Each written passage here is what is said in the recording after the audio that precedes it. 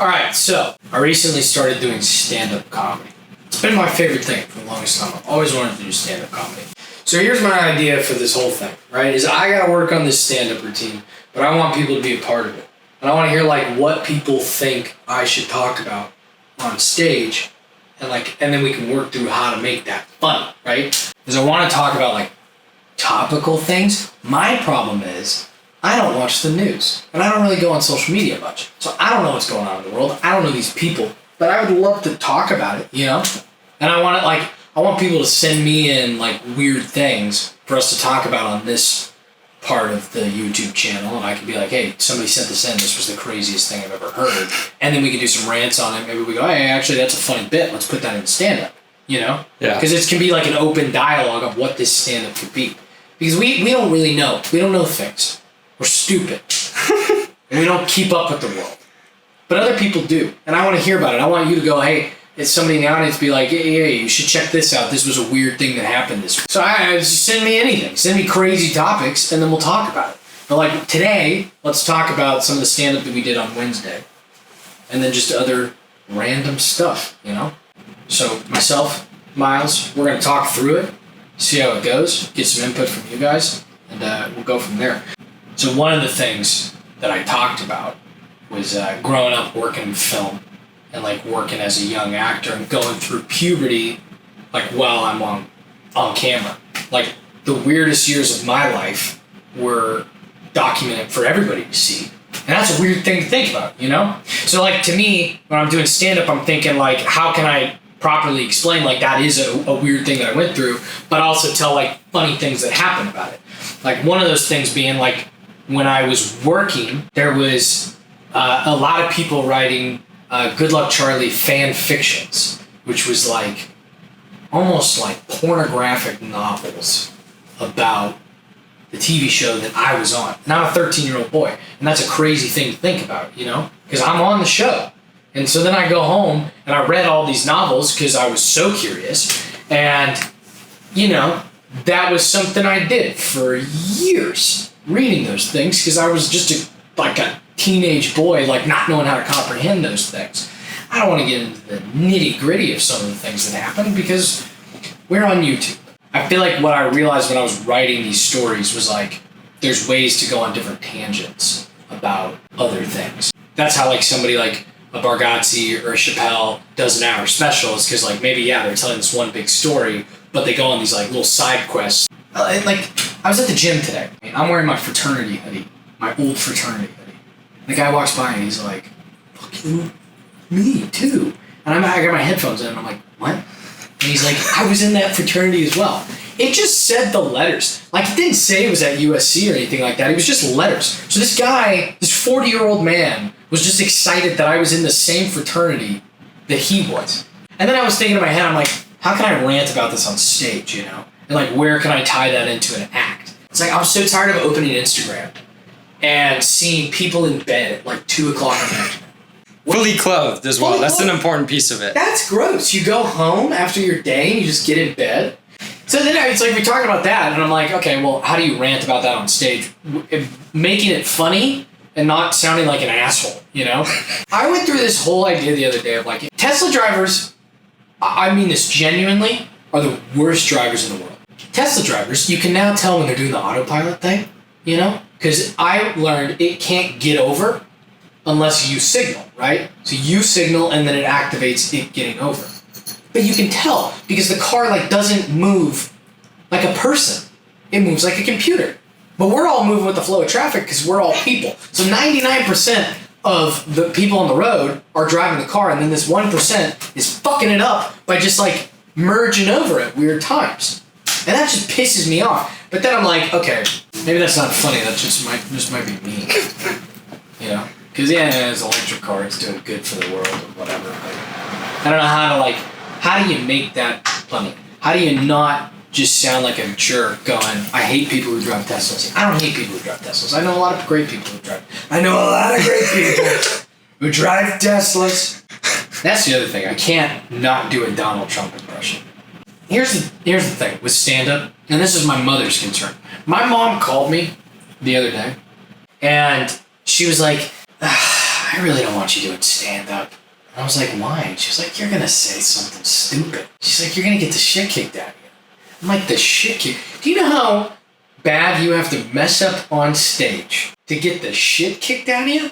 I'm up there trying to make people laugh. What am I going to say that's going to get me the shit kicked out of me? But I love the idea of stand-up. I thought you were going to say the idea of getting the shit kicked out of you. Man, I want to piss somebody off. No, but it is true, though, because you walk a fine line on, like, I think the craziest thing was writing jokes going, okay, is this an okay joke? There's jokes that you make, you're just messing around with friends. And it's not like it's a bad joke, it's just maybe not a well-crafted joke, so it comes across differently. But when you go up on stage and you're doing stand-up, you go, okay, well, how can I properly craft this joke so that it doesn't come across in a bad way? Is there bad intention behind it? If there's not bad intention behind it, then you're okay. But I'm so new to it that I don't know, and I'm worried about it. That's my problem. Because I say stupid things. I know I say stupid things. I might be a stupid person, actually. I'm starting to realize that more and more. I'm an educated person, but I might be a stupid person.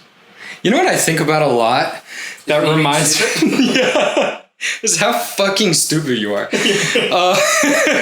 No, like, I wonder if stupid people know they're stupid, Oh, man. And I worry sometimes, like... I don't think they do. That one day I'll wake up and realize, like, oh, wow. Yeah. No, I've thought about this a lot. I was thinking about this the other day. Nobody knows if they're actually unattractive. You know what I mean? Yeah. You go about your life thinking, I'm a good-looking person. But nobody knows. What happens when you walk by somebody and they're like, that guy is so ugly, I can't even believe it. I really hope nobody has said that about me, but I don't know. Maybe I'm just delusional in thinking that way. But stupid people, you wouldn't know you're stupid because you're stupid, No, we're done. We're getting canceled.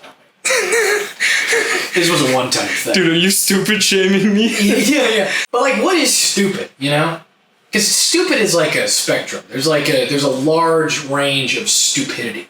We've talked about it before. You know what's a stupid thing is when people just put their shopping cart right next to somebody's car. Can I tell you something that I'm sick of? What? I'm sick of the tests for Your personality the test? Personality test. Dude, they ask you the dumbest questions like, do you care about other people? Mm-hmm. Yeah, is it no, yes, or maybe? Who the hell is answering no? That person who leaves a shopping cart in the middle of the parking lot, they're going to type, yeah, I care about people. And by the way, if you have your whole astrology sign, I'm over it. I'm over it. Everybody asks, what sign are you? Have you ever noticed that it's always good traits about you? Everybody's always like, oh yeah, I am so like that. I'm so caring, or I do like to spend time alone. It's like, dude, if you were born in any of these months, you'd probably find a way to relate to it. You know what I mean? Yeah. So I took an astronomy class. I want to tell this story on stage. I think this is a good stand-up bit. I took this astronomy class my freshman year of college. The professor was 96 years old. He worked as an engineer for 40 years, an astronomer for 30-something years, right? The guy's had an insane career. And then he just started teaching just to, finish off his life, I guess. I don't know. And, let's finish this guy off. Yeah, he's just make him a professor. Days, dude. I don't know. But so the first day of class, he goes, over the course of the semester, I'm going to teach you why astrology is the dumbest thing and the most insulting thing to astronomy.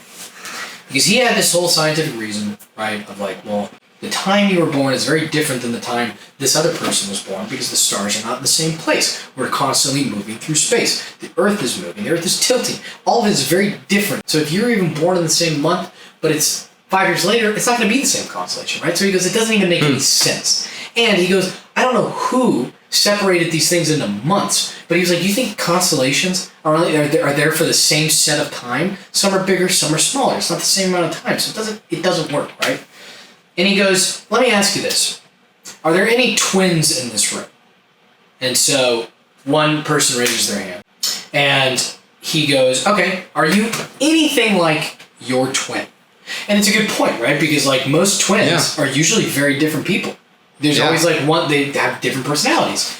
And he goes, because if you're not, then that doesn't work because you guys were born a few minutes apart. You should be exactly the same per astrology. And the kid goes, well, my twin actually died 5 years ago. This 96-year-old man goes, huh, well, my point's proven. That man should have been a comedian, dude. I Crying. I'm in this class in tears, right? And I'm like, yo, he did not just say that to this kid, right? That's about a buddy of mine passed out at breakfast when I was with him. He passes out and he hits his head. And I had to yell, is anybody in here a doctor? Which, like, I'm like, I've never had to do that in my life. I don't even know if that's a real thing, but, like, I tried it, and I was like, it actually worked. Some lady stood up, and she goes, yeah, I'm a doctor. And I go, actually, we're looking for a male doctor, right? And it was a joke. Obviously, I didn't say that at the time. But the way... You said it in the stand-up. I said it in the stand-up as a joke, right? I didn't say that while my buddies passed. Just to make sure everybody knows. So that was, like, I worked through this with some other people who work in comedy, because I was, like, curious, like, hey, I mean, it's a stupid joke, but does it work? And the consensus we came to is it's like, yeah, because you are making fun of the fact that there's probably people out there who think that, you know? Like, that are stupid enough to think, oh, I don't want a female doctor. Which, by the way, is so dumb. I would so much rather have a female doctor. They're such more caring people. You ever go to a male doctor and he's just kind of like, I don't give a shit, you know? You know what I just remembered is, didn't you go in for a surgery and you had a male surgeon and he was telling you about all the dumb shit he did while he was in a frat? Okay, so he like that, dude. So I had surgery on my jaw. My jaw wasn't properly aligned, so they had to, like, fix up my jaw. While I'm going under, I'm laying in the bed. I forgot about the great story, by the way. We gotta write that one down. Yeah. While I'm laying in the bed, the guy goes, he goes, you went to USC? And I was like, yeah. And he goes, we're in a fraternity? And I'm like, yeah. And he goes, oh, I was in a fraternity too. And I go, what fraternity are you in? And he was like, well, I actually got kicked off, right? And I'm like, oh, okay, cool. And he was like, dude, we used to do the dumbest stuff. And I'm like, literally fading away into the darkness. Where did the cat go? Like this. Dun, dun. I gotta get out of here. It literally looks like Batman. What is going on?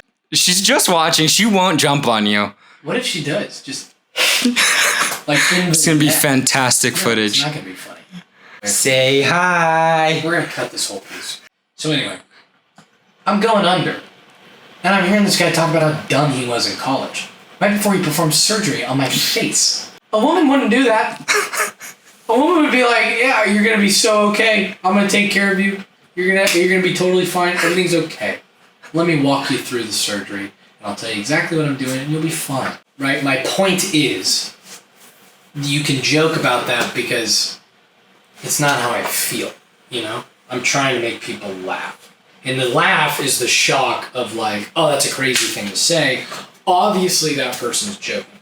Now, I do agree there is an extent to that, right? Because sometimes I feel like people just try to say things for shock value. Yeah. And don't really realize that you kind of should be sensitive towards people. I'm in that bit making fun of the fact that anybody feels that way because that's just an absurd way of feeling, you know? So I feel like that bit kind of works, right? That's one of them. I told this story. This is a true story. And this is what I like, is like, the thing I like about stand-up is telling stories that are true that happened to me that are absurd, you know? I was at a wedding a couple weeks ago, and I've known this family for forever. And somebody at the wedding comes up to me and goes, this is part of the stand-up too, is like, I've wanted to be married for the longest time. Like, I would love to get married in the next few years. I want to have kids in like 5 years. It's just something I've always wanted. I've always wanted to get married young. I go to this wedding, and it was weird for me because I'm seeing my friend get married, and I've known her since I was a little kid and the same age, right? And so it's like, I'm going, damn, you know, I'm not doing that, so what am I doing wrong? What's going on, you know? So I talk about that on stage. Somebody comes up to me and goes, oh my God, it's so good to see you, I haven't seen you in years, blah, blah, blah. And then she goes, so why aren't you married? I would have thought you would have been married at this point. I'm like, who says that? Like, seriously, who says that, you know? That is such a weird thing to say to a person. Why aren't you married? Like, it's like, why aren't you happy? Is basically what you're asking. And then I'm standing there thinking like, oh, I gotta put this in a bit, you know, because this is like so stupid. And then she doubled down and she goes, I haven't seen you on TV in a while. Are you still acting? How do you leave the wedding, you know? Who speaks to somebody like that? That's gross. Why aren't you acting anymore? Yeah, it's rude, you know? Why aren't you acting anymore? Not up to me. I'm trying. Have you seen my YouTube? You know? Dude, imagine she's just like, yo, I've actually seen your YouTube. That shit's not funny. It's not good. Podcast sucks. She's like, I'm going to your stand-up on Wednesday. It's going to suck. Guess what I'm not looking forward to? Is your stand-up. You're not funny.